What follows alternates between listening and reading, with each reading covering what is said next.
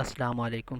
میرا نام ہے محمد فاروق بابر اور میرا جو آج کا لیکچر ہے وہ ہومیوسٹیٹک کنٹرول سسٹم ہے، یعنی کہ جانداروں کے جسم میں جو ایک پروسیس ہوتا ہے کہ باہر کے ماحول میں جو بھی تبدیلیاں ہوتی رہیں لیکن وہ اپنے اندر کے ماحول کو مینٹین رکھتے ہیں، اس کو ہم ہومیوسٹیسس کہتے ہیں۔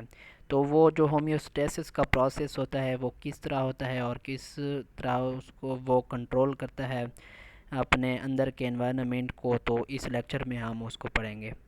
تو سب سے پہلے یہ ہے کہ اس کے کمپوننٹس ہوتے ہیں جو اس سسٹم کے کمپلیٹ ہونے میں اپنا اہم کردار ادا کرتے ہیں۔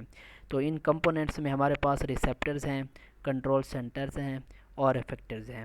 تو سب سے پہلے ہم ریسیپٹرز کو دیکھتے ہیں۔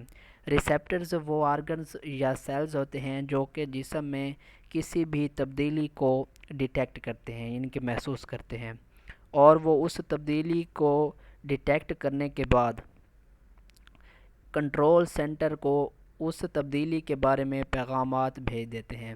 یعنی کہ جو بھی تبدیلی ہوا ہے، مثال کے طور پر ٹمپریچر انکریز ہوا ہے یا ڈیکریز ہوا ہے، تو یہ ریسیپٹرز اس چینج کو ڈیٹیکٹ کریں گے اور اپنا پیغامات کنٹرول سینٹر کو بھیج دیں گے۔ کنٹرول سینٹر ہمارے پاس کیا ہے؟ یہ سی این ایس ہوتا ہے، ہمارا سینٹرل نروس سسٹم، جس میں ہمارے پاس برین ہوتا ہے اور جو ہے وہ سپائنل کارڈ ہوتا ہے ہمارے پاس۔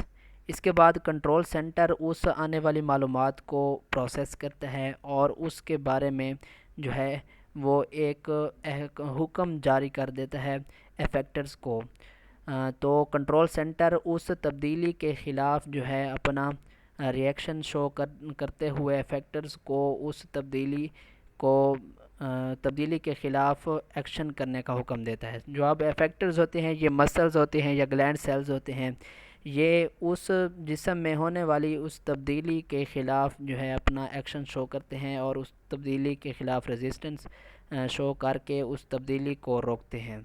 تو اس کے بعد ہمارے پاس ہے لیونگ اور کنٹرول سسٹم کے جو لیونگ آرگنزمز میں جو کنٹرول سسٹم ہوتا ہے، تو وہ پہلے ہم نے جو پڑھا وہ فزیکل تھا، اب یہ لیونگ ہے، یعنی کہ جانداروں کے جسم میں یہ کنٹرول سسٹم کس طرح کام کرتا ہے۔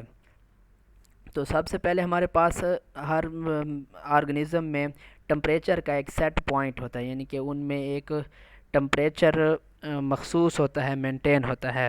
تو جب بھی ٹمپریچر اس سیٹ پوائنٹ سے انکریز ہوگا یا ڈیکریز ہوگا تو اس میں تبدیلی آنے کی وجہ سے جو ہے وہ ریسیپٹر سیلز اس کو ڈیٹیکٹ کریں گے اور ٹمپریچر بڑھنے یا کم ہونے کے بارے میں جو ہے معلومات وہ اپنے سی این ایس کو بھیج دیں گے۔ تو سی این ایس اس کے خلاف جو ہے احکام جاری کرے گا، حکم جاری کرے گا افیکٹرز کو، اور افیکٹرز اپنا رسپانس شو کر کے اس تبدیلی کو روکتے ہیں۔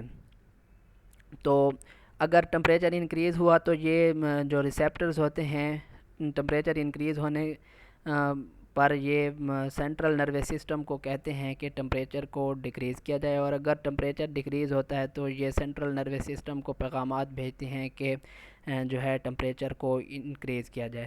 اب اس میں جو ٹمپریچر پروڈیوس ہو رہا تھا ایک سسٹم کے تحت، اب وہی ٹمپریچر اس سسٹم کے جو ہے اس کی رفتار کو بڑھنے یا تیز کرنے میں اہم کردار ادا کرتا ہے۔ تو اس کو ہم فیڈ بیک میکانزم کہتے ہیں۔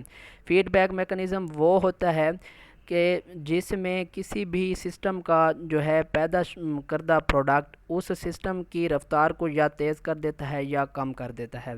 تو اگر وہ اس سسٹم کی رفتار کو تیز کر دے تو ہم اس کو پازیٹیو فیڈ بیک میکانزم کہتے ہیں، اور اگر وہ اس کی رفتار کو کم کر دے تو ہم اس کو نیگیٹو فیڈ بیک میکانزم کہتے ہیں۔